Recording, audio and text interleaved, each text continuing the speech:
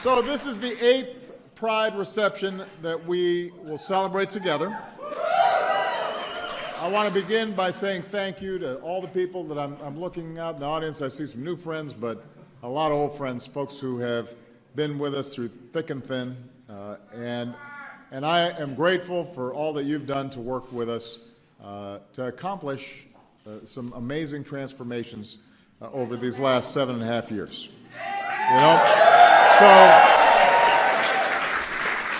every year we set aside this month to celebrate the ways that so many lesbian, gay, bisexual, and transgender Americans have helped to make our union just a little more perfect. We honor the countless nameless heroes who paved the way for progress, the activists who marched, the advocates who organized, the lawyers who argued cases, the families who stood by their loved ones, even when it was tough.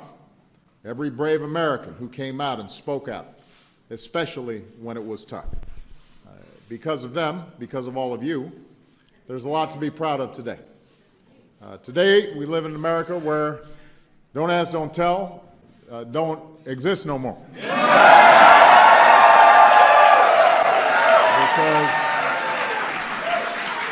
no one should have to hide who they love in order to serve the country that they love. We live in an America that protects all of us with a hate crimes law that bears the name of Matthew Shepard. We live in an America where all of us are treated more equally because visiting hours in hospitals no longer depend on who you are, and insurance companies can no longer turn somebody away simply because of who you love. Thanks to heroes like Edith Windsor and Jim Ober, I always get Jim's name. Jim knows I love him, but I never know where to put the emphasis. Obergefell. Generations of couples who insisted that love is love. We now live in an America where all of our marriages and our families are recognized as equal under the law. And that's an extraordinary thing. You know, when you talk to the upcoming generation, our kids, Malia, Sasha's generation, and they instinctively know people are people and families are families. And discrimination, it's so last century, it's so passe, it doesn't make sense to them.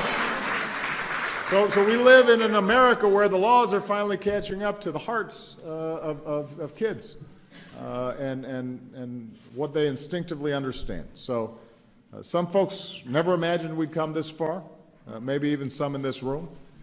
Change can be slow, and I know that there have been times where at least some of the people in this room have yelled at me. But together, we've proven that change is possible, that progress is possible. It's not inevitable, though. History doesn't just travel forward. It can go backwards if we don't work hard. So we can't be complacent. We cannot be complacent. Securing the gains this country has made requires perseverance and vigilance, and it requires voting, because we've got more work to do. We still have more work to do when gay and bisexual men make up 2/3 of new HIV cases in our country. We have to work hard to make sure that jobs are not being denied, people aren't being fired because of their sexual orientation. We still have work to do when transgender persons are attacked, even killed, for just being who they are. We got work to do when LGBT people around the world still face incredible isolation and poverty and persecution and violence and even death. We have to work to make sure that every single child, no matter who they are or where they come from or what they look like or how they live, feels welcomed and valued and loved. So we're going to have to keep on pushing, and that's the work of all of us. You know, the great and often unsung civil rights hero Bayard Rustin once said, we need in every community a group of angelic troublemakers. I like that. And that's what I see here tonight. You know, people who aren't afraid to ruffle feathers in the name of justice and equality until we extend the full promise of America to every single one of us. And that's always been our story. Not just in Selma or Seneca Falls, but in Compton's Cafe, in the Stonewall Inn. It's the story of brave Americans who are willing to risk everything, not just their own liberty or dignity, but also doing it on behalf of the dignity and liberty of generations to come. You know, they understood a truth that lies at the heart of this nation. When all Americans are treated equal, we're all more free. And that's what should give us hope.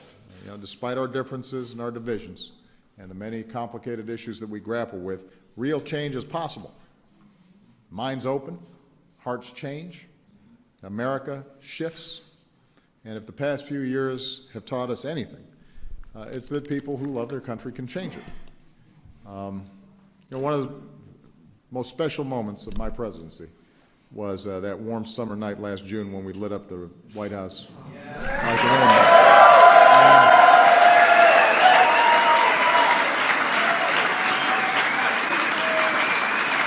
You know, it was a powerful symbol. It was a powerful symbol here at home where more Americans finally felt accepted and whole, and that their country recognized the love that they felt. It was a beacon for people around the world who are still fighting for those rights. It was a reminder that when the change we seek comes, and when we move a little bit further on our journey toward equality and justice, we still have a responsibility to reach back and help pull up others who are striving to do the same. So enjoy tonight, have some champagne. Some of you already have, I can tell.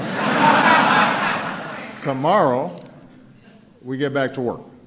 And by the way, we get back to work not just fighting on behalf of justice and equality for the LGBT community, but for everybody. Because one of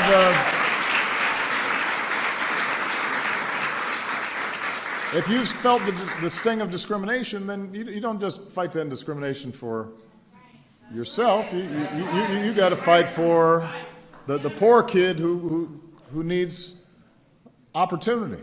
You need to fight for the working mom who can't pay the bills. You got to fight for some young woman on the other side of the world who can't get an education. It can't just be about us. It's about we and what we can do together. So I'm very proud to have fought alongside you. We got more miles in the journey, and I'm so glad that we're going to be traveling that road together. Thank you very much, everybody.